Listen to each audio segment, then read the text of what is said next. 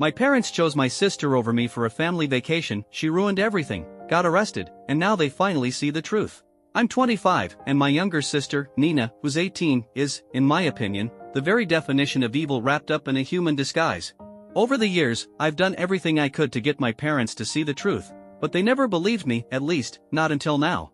To give you some background, my relationship with my parents has always been somewhat strained, and Nina is the main reason for that. My parents adore her, practically worship the ground she walks on. It all traces back to the loss my mother suffered before Nina was born. She had a miscarriage, and it devastated her. So, when Nina came into the world a few years later, she wasn't just another baby to them, she was their miracle, the child that brought light back into their lives. Because of that, my parents doted on her endlessly, making her the absolute center of our family. Now, don't get me wrong, I loved Nina when we were kids. But as we grew older, I started noticing something about her that no one else seemed to pick up on. Nina had an unnatural gift for manipulation, a way of twisting situations to her advantage and playing the victim like it was second nature. No one in our family ever saw it for what it really was.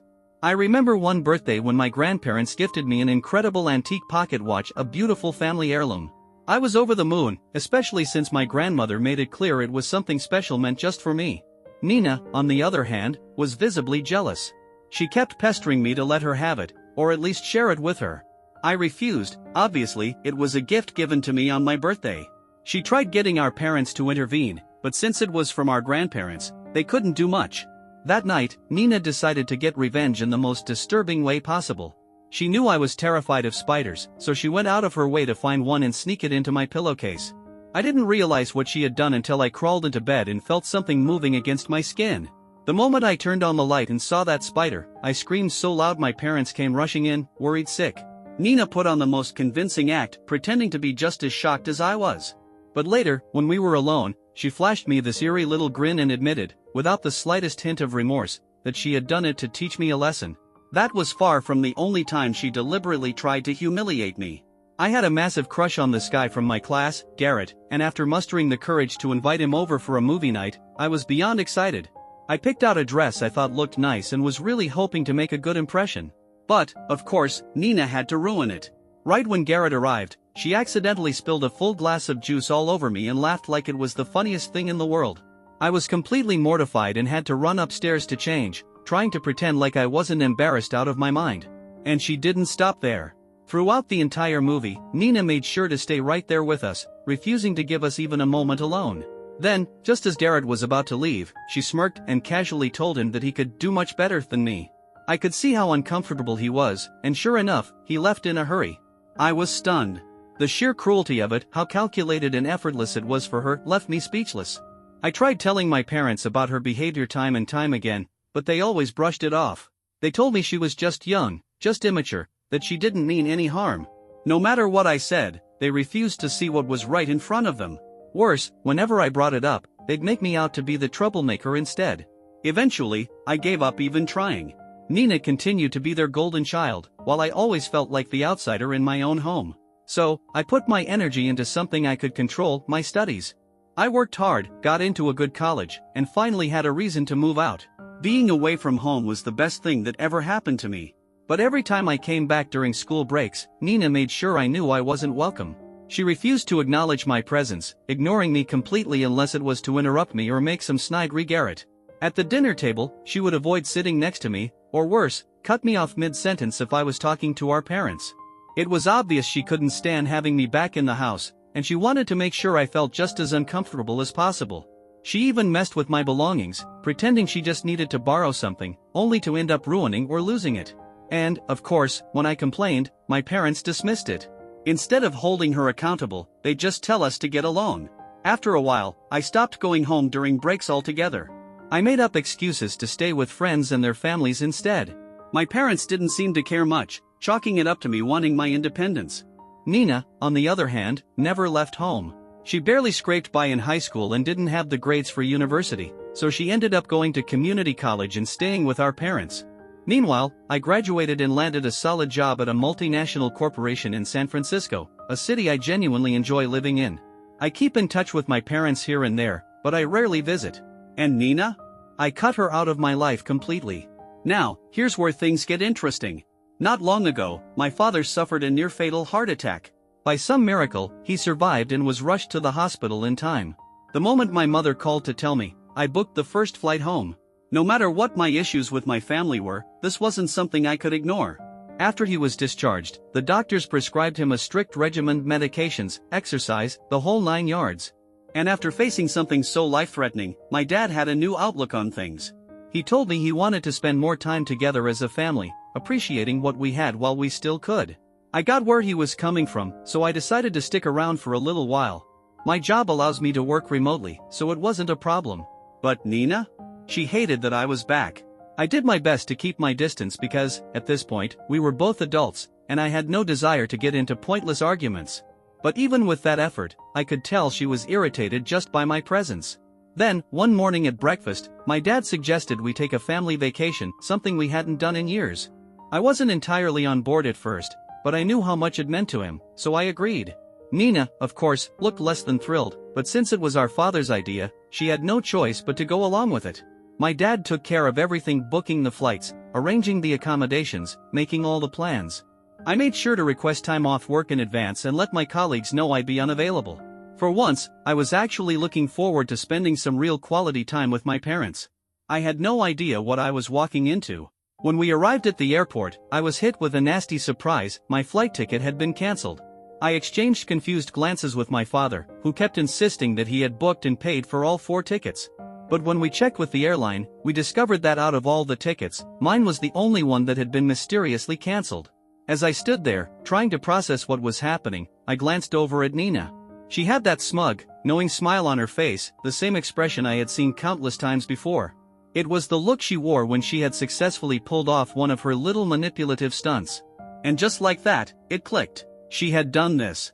She had somehow gotten into my dad's computer and cancelled my ticket, making sure I wouldn't be able to go on this trip.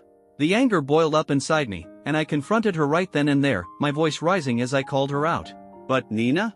She just stood there, grinning like this was all some kind of game. I turned to my parents, pointing straight at her, telling them she was behind it. After all, she had never wanted me to come on this trip in the first place. But just like always, my mother immediately dismissed what I was saying. Your sister would never do something like that, she said, her tone sharp with disapproval. Then, as if that wasn't frustrating enough, she went on to accuse me of being jealous of Nina, claiming it was nothing more than a freak accident that my ticket had been cancelled. My father, ever the peacemaker, suggested that maybe it was an airline mistake and urged me not to jump to conclusions. I was livid. They still couldn't fathom that their precious miracle child was capable of something so underhanded. But at that point, there was nothing I could do. My ticket was gone, and there were no available flights for the rest of the day. Sure, I could have booked a flight for the next day, but that would mean returning home alone and traveling separately from them, which completely defeated the purpose of this so-called family trip. And the thought of sharing a hotel room with Nina after everything? That was a nightmare I wasn't willing to sign up for. For a brief moment, my dad hesitated, suggesting that maybe they should all go back home and plan a different trip later. But then he started reminiscing about how long it had been since he'd had a real vacation.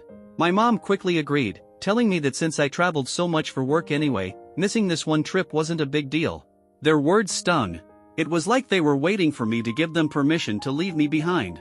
So I told them, flat out, that they should go ahead and enjoy their trip if that's what they wanted. And just like that, they did. No hesitation. No guilt. They just turned and walked away, leaving me standing there alone as they headed off on their much-anticipated vacation without me. I didn't see any point in going back to my parents' house, so I flew straight back to San Francisco instead. I tried to shake off the whole ordeal and focus on making the most of my time off. I reconnected with old friends, lost myself in books, and turned what was supposed to be a family vacation into a solo retreat. Meanwhile, my parents would occasionally video call me from their trip, laughing and having a grand old time. It was painfully clear that my absence didn't affect their experience one bit. And while I wasn't exactly heartbroken about missing out, I couldn't ignore the gnawing feeling of exclusion. Once again, Nina had won. Once again, I was the outsider. But fate, as it turned out, had other plans. A few days into their vacation, I woke up to a string of missed calls from my mother. My heart sank. My first thought was that my father's health had taken a turn for the worse. I called her back immediately, bracing myself for the worst. She answered right away, but her voice was shaky, distressed in a way I had never heard before. I asked her what was wrong, and after a long, tense pause, she finally spoke. Something deeply disturbing had happened. My parents had started noticing that my father's heart medication was disappearing, little by little, each day. At first, they thought maybe he had misplaced a few pills, but as more and more went missing, it became impossible to ignore. They were in a foreign country, and if they ran out, they had no idea whether they'd even be able to get a refill. The situation was dire, and they were growing increasingly anxious. Desperate to find the missing medicine, my mother tore through their hotel room, searching everywhere, closets, drawers, even the trash. Nothing. That's when she decided to check Nina's room. She had gone in to borrow some sunscreen while Nina was out, but what she found instead made her blood run cold. Tucked neatly inside Nina's bedside table were all of my father's missing pills. The realization hit like a freight train. Nina, her miracle child, her golden girl, had been deliberately hiding my father's life-saving medication, putting his health at serious risk. Shaking, my mother called my father into the room. When he saw the pills, the truth finally began to sink in. The daughter they had always defended, the one they had always believed could do no wrong, had been purposefully endangering his life. My mother, her voice trembling, asked me what they should do. Should they confront Nina? I told her not to say anything, not yet. Nina was a master manipulator. If they went at her unprepared, she would twist the situation, come up with some ridiculous excuse, and turn them against each other before they even realized what was happening. They needed to wait until they got home, gather their thoughts, and confront her with undeniable proof. But something must have gone terribly wrong because later that night, my father called me, his voice barely steady. Nina's in jail. I was stunned. What? He took a shaky breath and told me what had happened. When they confronted Nina about the stolen medication, she exploded. Not just anger, full-on, uncontrollable rage. She started screaming at them, throwing things, hurling insults, completely losing control. Her fury was mostly aimed at my father, accusing him of booking a ticket for me when he should have known better than to let me come on their vacation. She ranted about how they had no right to keep a relationship with me, warning them that if they continued to do so, she would make sure they paid for it in ways they could never imagine. Her outburst escalated to the point where hotel staff got involved, and before long, the authorities were called in. And just like that, Nina had finally gone too far. When the officers arrived, Nina refused to calm down. Instead of cooperating, she lashed out, hurling insults at them, which only made things worse. Her outburst landed her in custody, and she was detained for 24 hours. There was nothing my parents could do at that moment except wait. Once Nina was released, my parents immediately tried to reschedule their flight to get back home as soon as possible. But their plans hit a major roadblock. They discovered that their passports and wallets were missing. It didn't take much guessing to figure out who was behind it. Nina had either hidden or outright discarded their documents, leaving them stranded in a foreign country without money or identification. For the first time in their lives, my parents were forced to see Nina for who she really was. My mother, the same woman who had defended Nina at every turn, was now overwhelmed with shock and desperation. She called me, practically begging for my help. She had always believed Nina could do no wrong, but now, faced with the undeniable truth, she was distraught. I reassured her, telling her not to worry. I would send them money through Western Union so they wouldn't be left completely stranded. But first, they needed to find their passports if they wanted to make it back home. I was certain Nina hadn't thrown them away. This was just another one of her twisted games. As painful as it was, I could tell my parents were finally realizing that I had been telling the truth all along. They even apologized to me, admitting that they had been wrong to dismiss my concerns for all these years. And while a part of me wanted to forgive them, it wasn't easy. I had spent my entire life being cast aside, feeling like I never truly belonged in my own family. Now that they were getting a taste of the consequences of their favoritism, they were coming to me for help. Update 1. Every day, my parents called me with updates, and with each call, my anxiety grew. After Nina was released from jail, my parents threatened to call the authorities again if she didn't return their passports. Backed into a corner, Nina finally revealed where she had hidden them. As soon as they returned home, my parents confronted her. Enough was enough. They told her it was time to gather her things and leave. They had reached their breaking point. For once, they could see clearly Nina's behavior wasn't just manipulative, it was dangerous. If she was willing to steal my father's medication, what else was she capable of? Could they really afford to keep living under the same roof as her? But Nina wasn't about to go quietly. Instead of showing remorse, she exploded into another fit of rage, hurling accusations at them. She screamed about how she had never wanted to share them with anyone, especially me. She claimed that she had only acted out because they had invited me on the trip, blaming them for everything that had happened. And then she went even further.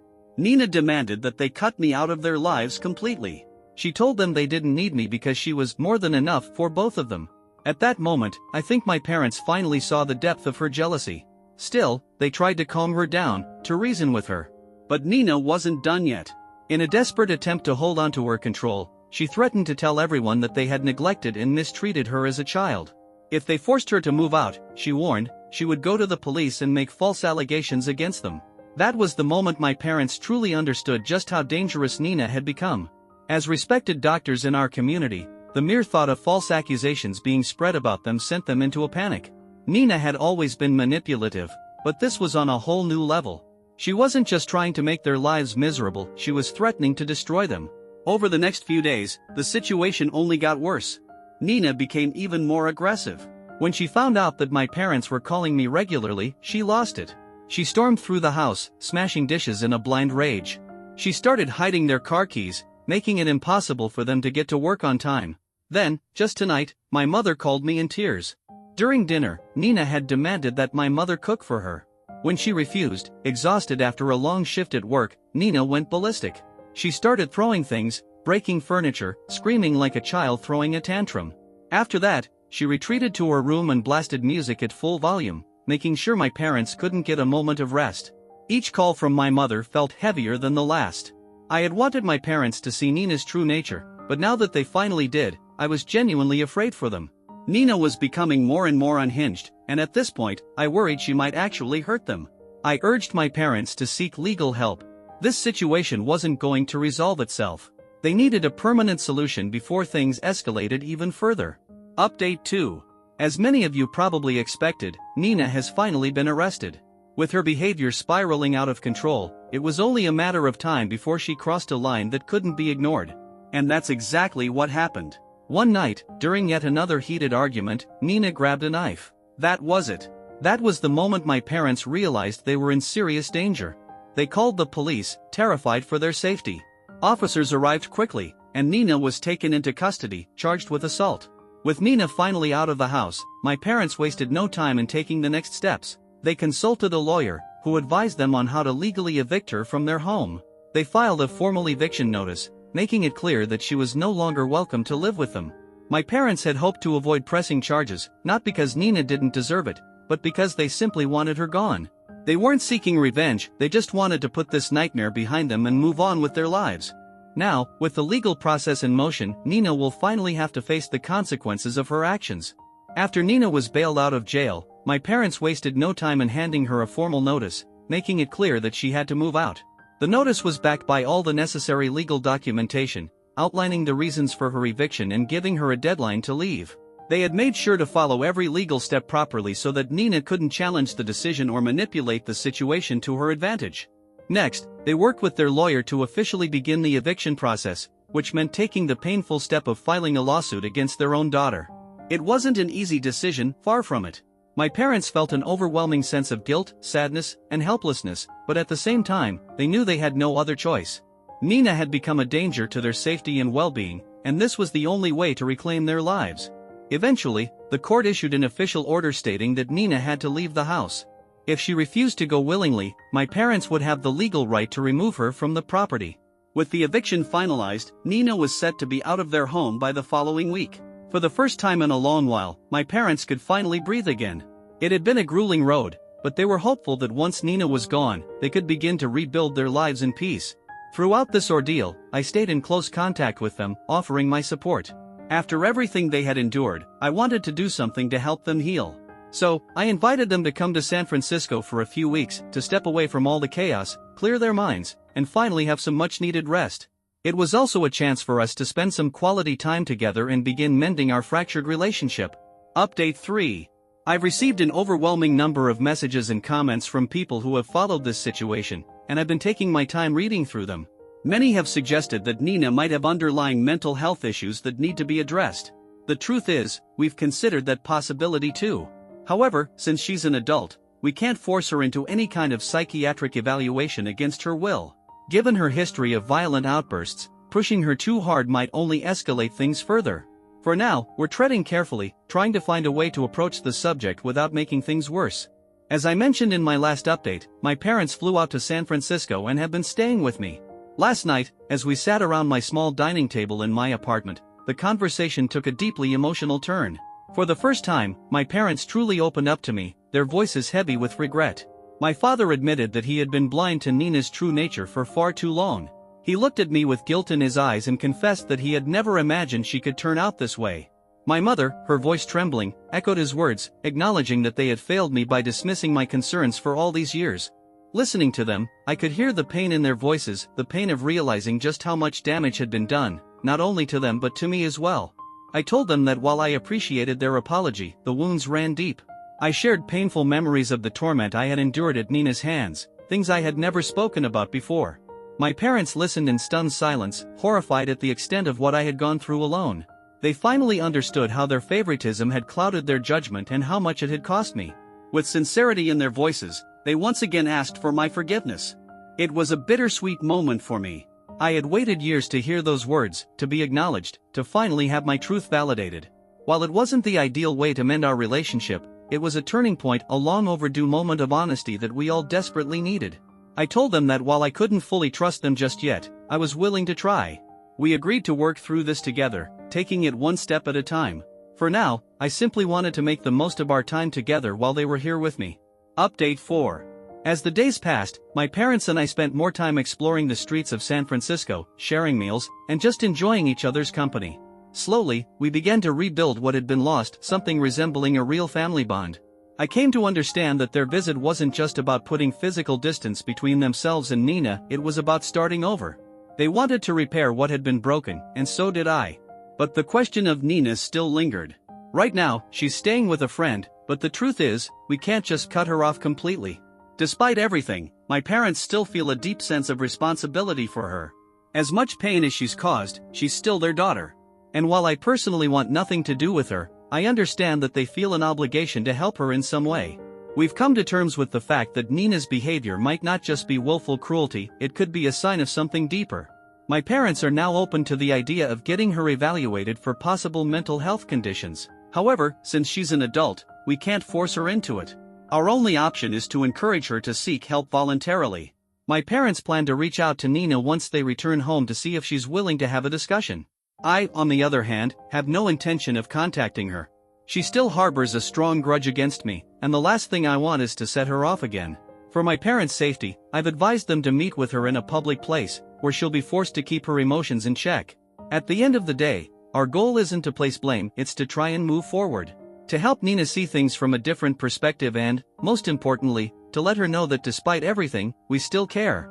I don't know what the future holds, but for the first time in a long time, I feel like we're finally headed in the right direction.